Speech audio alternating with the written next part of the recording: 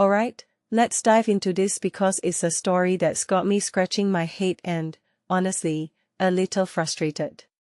So, Hulu just cancelled the highly anticipated Buffy the Vampire Slayer reboot, tentatively titled, New Sunnydale. And no, it's not because the fans were up in arms or the script was unsalvageable. The real reason? Well, it's a mix of executive meddling, creative misalignment, and, frankly, a lack of respect for what made the original so iconic. Let me break it down for you.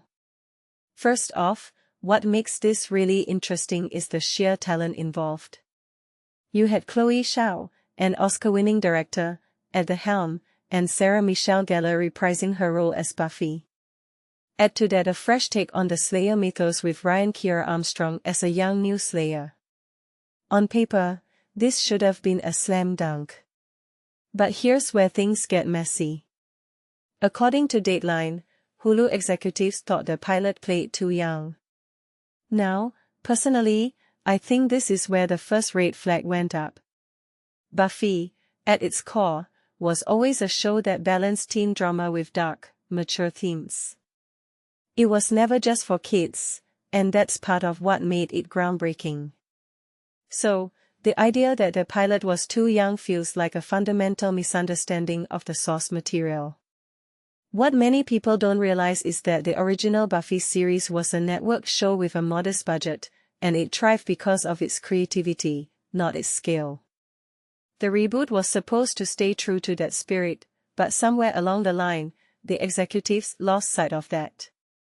The Zuckerman sisters, who wrote the pilot, even did a rewrite to address these concerns, making the script more adult-oriented and expanding it to 90 minutes. But here's the kicker, it still wasn't enough. And that's because, as Sarah Michelle Gellar revealed, one key executive, reportedly Craig Erwich, wasn't a fan of the original series. In fact, he was proud of never having watched it. Let that sink in. You've got someone in charge of a reboot who doesn't even respect the source material. That's like hiring a chef who hates cooking to run your restaurant. It's a recipe for disaster. From my perspective, this raises a deeper question about the state of reboots and revivals in Hollywood. Are they being greenlit because there's a genuine passion for the material, or is it just about capitalizing on nostalgia? In this case, it feels like the latter. And that's a shame because Buffy isn't just a show, it's a cultural phenomenon that tackled themes of identity, power, and resilience in ways that were ahead of its time. To see it mishandled like this is, frankly, disappointing. But here's where it gets even more intriguing. Despite the cancellation, Disney, which owns the Buffy property, is reportedly still open to revisiting the project. Hulu, too, seems willing to go back to the drawing board. So, is there hope for a future Buffy revival? Personally, I think there is, but only if the right people are in charge. You need executives who understand and respect the original, not just see it as a cash grab. And you need a creative team that's allowed to take risks and stay true to the spirit of the show. If you take a step back and think about it, the Buffy reboot saga is a microcosm of the challenges facing modern television.